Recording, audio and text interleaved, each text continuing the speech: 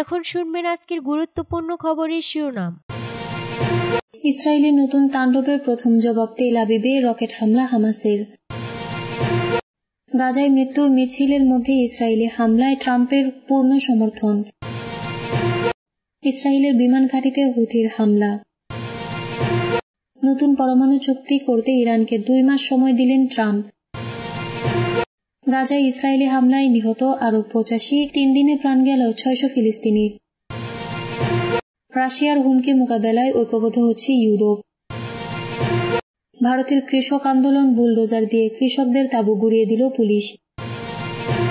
ইসরায়েলের নতুন তাণ্ডবের প্রথম জবাব তেল আবিবে রকেট হামলা হামাসের। গাজা থেকে ইসরায়েলের রকেট হামলা চালিয়েছে ফিলিস্তিনের স্বাধীনতাকামী সংগঠন হামাস। 2 মাস ধরে চলা যুদ্ধবিরতি ভেঙে ইসরায়েলের নতুন আক্রমণের প্রতি এটির প্রথম প্রতিক্রিয়া। হামাসের সামরিক শাখা আল কাসাম ব্রিগেডসের হামলার বিষয়টি নিশ্চিত করে বলেছে তারা তেল আবিব শহরে M90 রকেট ছুড়েছে। ইসরায়েলি বাহিনী জানিয়েছে মধ্য ইসরায়েলে 3টি প্রজেক্টাইল ছোড়া হয়েছে, একটিকে বাধা দেওয়া হয়েছে এবং 2টি একটি খোলা জায়গায় পড়েছে। যুদ্ধবিরতি নিয়ে আলোচনার মধ্যেই চলতি সপ্তাহে গাজায় ইসরায়েলি হামলায় শত শত মানুষ নিহত হয়েছে। গাজার সিভিল ডিফেন্স জানিয়েছে গত মঙ্গলবার ভোর থেকে বুধবার পর্যন্ত মৃতের সংখ্যা 470 জনেরও বেশি ছড়িয়ে গেছে, তবে এই সংখ্যা আরও বেশি হবে বলে আশঙ্কা করা হচ্ছে। CNN জানিয়েছে গত জানুয়ারি থেকে ইসরায়েল হামাসের সঙ্গে যুদ্ধবিরতি চুক্তি ভঙ্গ করার পর গাজা থেকে এই প্রথম রকেট হামলা চালানো হলো। মঙ্গলবার গাজা উপত্যকায় বিমান হামলা চালানোর পর একদিন পর স্থল আক্রমণও শুরু করেছে ইসরায়েল। গাজায় মৃত্যুর মিছিলের মধ্যে ইসরায়েলি হামলায় ট্রাম্পের পূর্ণ সমর্থন। অবরুদ্ধ গাজা উপত্যকায় তেল আবিব পুনরায় আক্রমণ শুরু করলেও ইসরায়েলের প্রতি মার্কিন প্রেসিডেন্ট ডোনাল্ড ট্রাম্পের পূর্ণ সমর্থন রয়েছে। অবরুদ্ধ উপত্যকায় মৃত্যুর মিছিলের মধ্যে স্থানীয় সময় বৃহস্পতিবার কথা জানিয়েছে হোয়াইট হাউস। প্রায় 2 মাসের যুদ্ধবিরতির পর গাজায় পুনরায় ইসরায়েলের আক্রমণ নিয়ে হামাসকে দোষারোপ করেছেন হোয়াইট হাউসের প্রেস সেক্রেটারি ক্যারোলিন লেভি। তিনি বলেন, প্রেসিডেন্ট ট্রাম্প এটা স্পষ্ট করে দিয়েছেন যে তিনি চান সব জিম্মি ফিরে আসুক। ইসরায়েল এবং IDF সম্প্রতি যে পদক্ষেপ নিয়েছে তার প্রতি তিনি পূর্ণ সমর্থন জানিয়েছেন। মঙ্গলবার থেকে গাজায় শুরু হয় ইসরায়েলের আকস্মিক বিমান হামলায় 700 জনেরও বেশি ফিলিস্তিনি নিহত এবং 900 জনেরও বেশি আহত হয়েছেন। এই নারকীয় হত্যাযজ্ঞের মাধ্যমে গত জানুয়ারিতে কার্যকর হওয়া যুদ্ধবিরতি এবং বন্দি বিনিময় চুক্তিকে ভেঙে দিয়েছে দখলদার ইসরায়েল।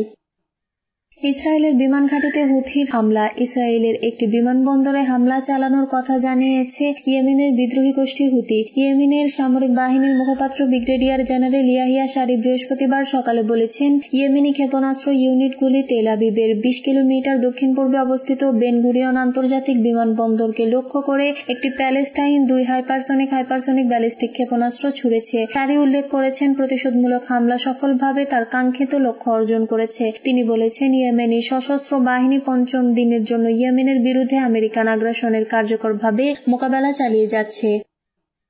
নতুন পরমাণু চুক্তি করতে ইরানকে 2 মাস সময় দিলেন ট্রাম্প। নতুন পারমাণবিক চুক্তিতে সম্মত হতে ইরানকে 2 মাস সময় বেঁধে দিয়েছেন মার্কিন প্রেসিডেন্ট ডোনাল্ড ট্রাম্প। তিনি ইরানের সর্বোচ্চ ধর্মীয় নেতা আয়াতুল্লাহ আলী খামেনির কাছে একটি চিঠি লিখে বিষয়টি জানিয়ে দিয়েছেন। এতে তেহরান ব্যর্থ হলে সামরিক পথে হাঁটতে পারে ওয়াশিংটন। ট্রাম্পের চিঠি সম্পর্কে জানেন এমন এক কর্মকর্তা CNN-কে এসব কথা বলেছেন। খামেনি চিঠি লেখার আগে থেকে ইরানের সঙ্গে একটি নতুন পারমাণবিক চুক্তির কথা বলে আসছিলেন ট্রাম্প। এই চুক্তির মাধ্যমে ইরানের পারমাণবিক সক্ষমতার উপর আরও বেশি নিয়ন্ত্রণ প্রতিষ্ঠা করতে চায় ওয়াশিংটন। খামেনিকে লেখা ট্রাম্পের চিঠি গত সপ্তাহে সংযুক্ত আরব আমিরাতের প্রেসিডেন্ট মোহাম্মদ বিন জায়েদ আল নাহিয়ানের কাছে হস্তান্তর করেছেন ট্রাম্পের মধ্যপ্রাচ্য বিষয়ক দূত স্টিভ উইটকফ। চিঠিটি পরে ইরানি কর্মকর্তাদের কাছে পৌঁছে দিয়েছে ইউরোপীয় ইউনিয়ন। যুক্তরাষ্ট্রের জাতীয় নিরাপত্তা পরিষদের মুখপাত্র ব্রায়ান হিউজ এক বিবৃতিতে বলেছেন, ইরানের পারমাণবিক কর্মসূচি নিয়ে যে বিরোধ চলছে তা শিগগিরই কূটনৈতিকভাবে মীমাংসা করতে চান ট্রাম্প। তিনি চিঠিতে এই কথা আয়াতুল্লাহ খামেনির কাছে স্পষ্ট করেছেন। তা যদি সম্ভব না হয় তাহলে বিরোধ মেটার অন্যান্য উপায় রয়েছে। চিঠির বিষয়বস্তু নিয়ে সবার আগে প্রতিবেদন করেছিল যুক্তরাষ্ট্রের সংবাদ মাধ্যম এক্সিওস। গত মঙ্গলবার রাশিয়ার প্রেসিডেন্ট ভ্লাদিমির পুতিনের সঙ্গে টেলিফোন আলাপে ইরানের সঙ্গে সম্ভাব্য পারমাণবিক চুক্তি নিয়ে কথা বলেছেন ট্রাম্প। 2 প্রেসিডেন্টের আলাপের পর এক বিবৃতিতে হোয়াইট হাউস এসব কথা জানিয়েছেন। গাজায় ইসরায়েলি হামলায় নিহত আরো 85, 3 দিনে প্রাণ গেল 600 ফিলিস্তিনির। ফিলিস্তিনের অবরুদ্ধ গাজা উপত্যকায় ইসরায়েলের লাগাতার হামলায় প্রাণহানি বাড়ছে। গত 24 ঘন্টায় ইসরায়েলি হামলায় কমপক্ষে 85 জন ফিলিস্তিনি নিহত হয়েছেন। এ হামলায় আহত হয়েছেন আরো শতাধিক। এ নিয়ে গত 3 দিনে প্রাণ হারিয়েছেন প্রায় 600 ফিলিস্তিনি। শুক্রবার পৃথক প্রতিবেদন থেকে তথ্য জানিয়েছে তুরস্কের বার্তা সংস্থা আনাদুলু এজেন্সি এবং কাতার ভিত্তিক সংবাদ মাধ্যম আল জাজিরা। মন্ত্রণালয়ের এক বিবৃতিতে বলা হয়েছে, বৃহস্পতিবার ভোর থেকে গাজায় ইসরায়েলি হামলায় 85 জন নিহত এবং আরো 133 জন আহত হয়েছেন। এদিকে গত 3 দিনে গাজায় নিহত হয়েছেন প্রায় 600 ফিলিস্তিনি। আল জাজিরা বলেছে, মঙ্গলবার গাজার যুদ্ধবিরতি ভঙ্গের পর থেকে ইসরায়েলি হামলায় 590 জনেরও বেশি মানুষ নিহত হয়েছেন বলে জানিয়েছে চিকিৎসা কর্তৃপক্ষ।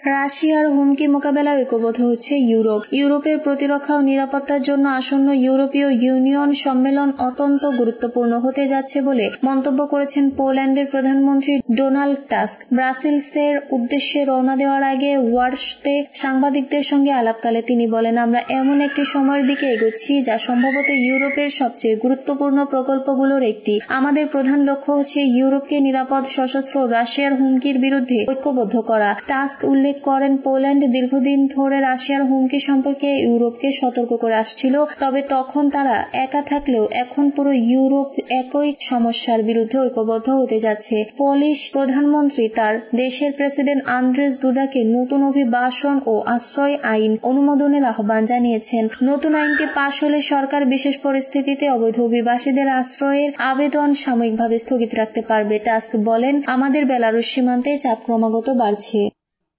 বুলডোজার দিয়ে কৃষকদের তাঁবু গুঁড়িয়ে দিল পুলিশ।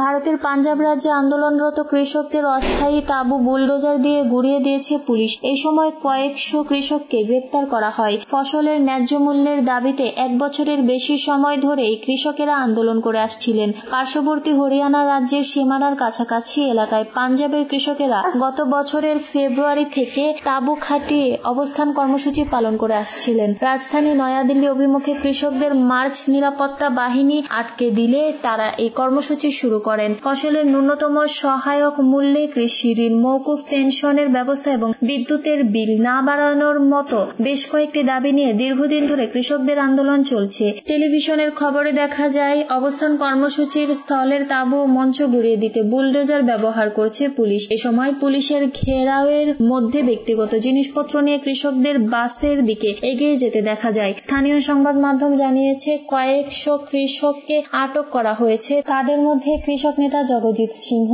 দাল্লেওয়াল ও সারওয়ান সিং পান্ড্রেও রয়েছেন।